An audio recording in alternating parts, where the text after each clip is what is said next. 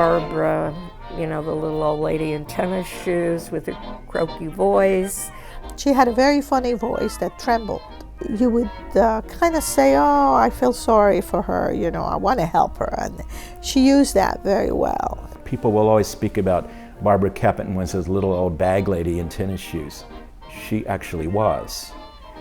And she had a big bag, about half the size of a person, and she would pull things out of it. Well, you know, I loved Barbara in one way, and she could drive you nuts.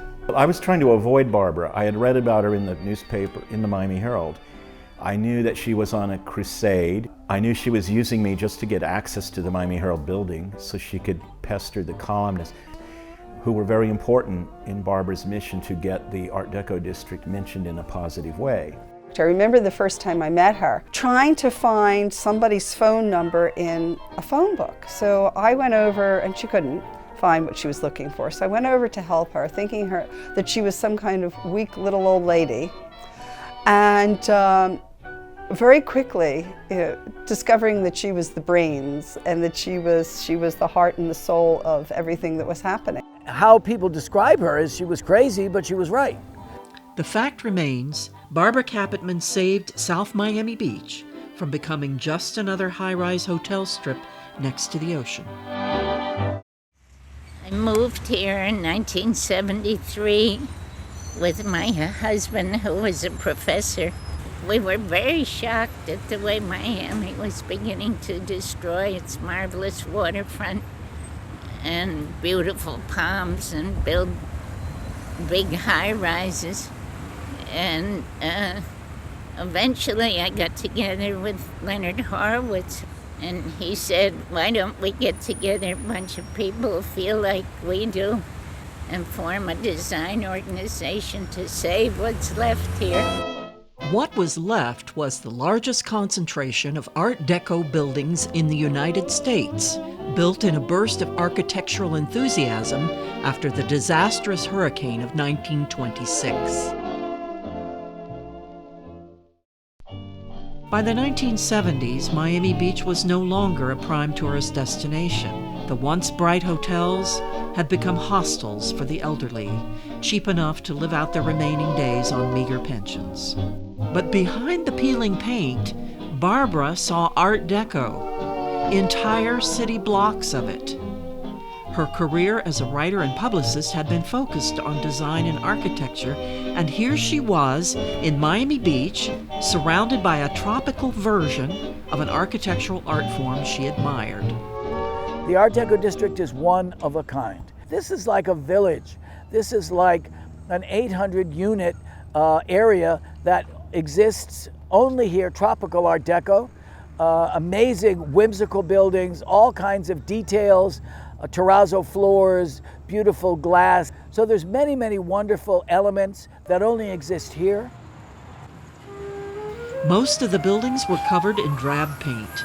Barbara and Leonard Horowitz, her fellow crusader, convinced some building owners to let them paint the facades to show the potential for a revival. Using Leonard's now famous palette of pastel colors, an old bakery was transformed into an icon, appearing on the cover of Progressive Architecture magazine. The photo and the building created a sensation. But not everyone was enthusiastic. I never bought into the preservation movement. I, having grown up in that area and looking at all these old buildings, and why do you want to preserve this? The opposition was orchestrated by the developers. With City Hall support, they had a plan to raise the area and build high-rise hotels and residences that would revive the local economy. With the determination of a general, Barbara recruited an army of preservation-minded young people, artists, designers, PTA activists, and community organizers, and formed an organization called the Miami Design Preservation League, MDPL.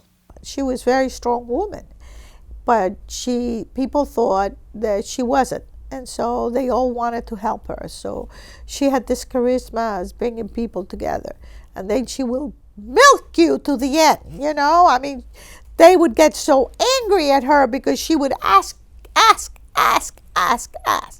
And if you didn't give it to her, she would be very upset with you. She was always angry with everybody because we were here trying to mediate, trying to get something, and she wanted it all the time. That's where I learned that you have to have fanatics if you want to move anything up. Developers pushed ahead with demolition.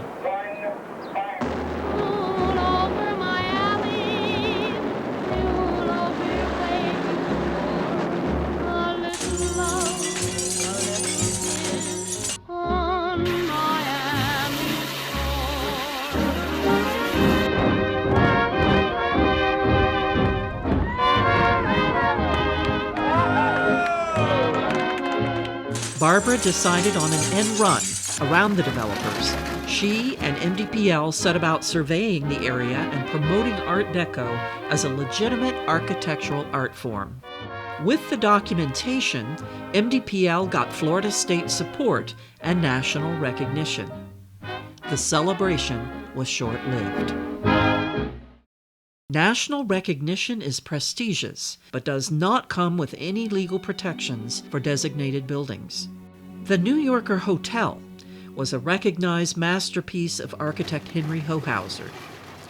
Despite the protests and national registration, developer Abe Resnick was determined to tear it down.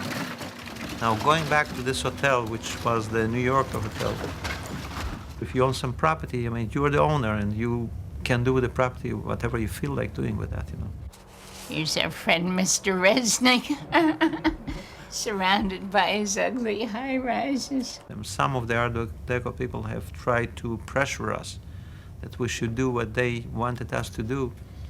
I made them a proposition at that time. I say, buy from us the property, we'll sell it to you. If you feel it's so valuable and so precious, we feel that economically it's not worthwhile for us to keep this property. I hate this one person, I do.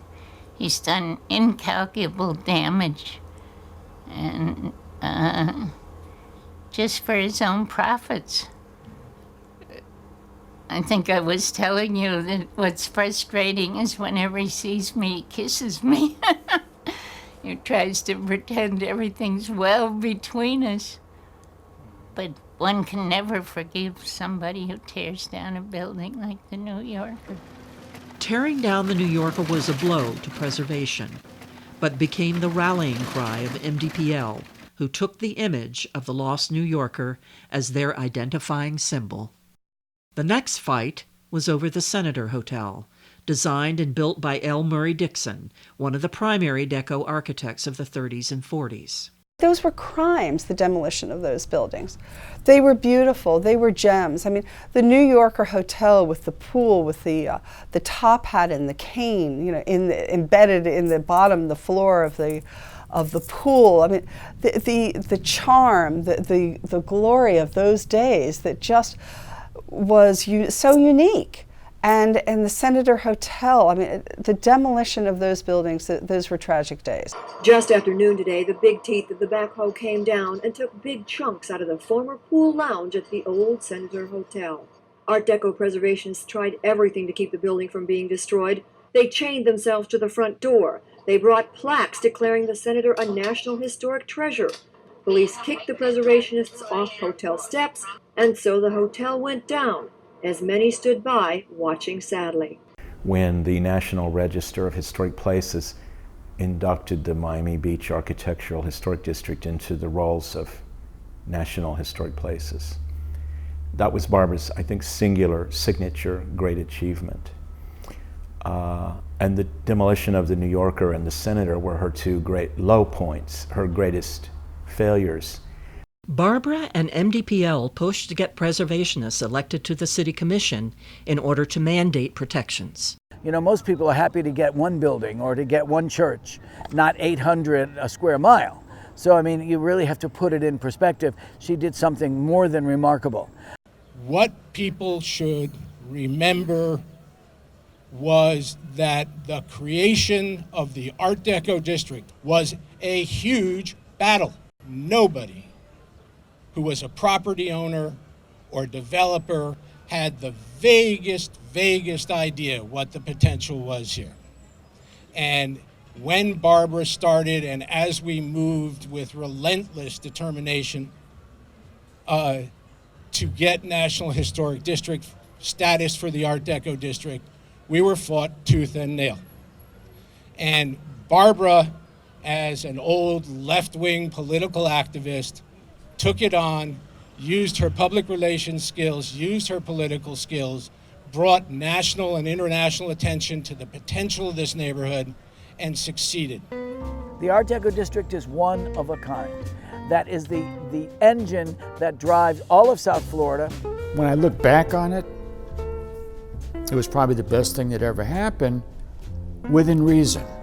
I made a mistake. I didn't realize that this was going to catch on, because I didn't see the value of the historic value of the Art Deco.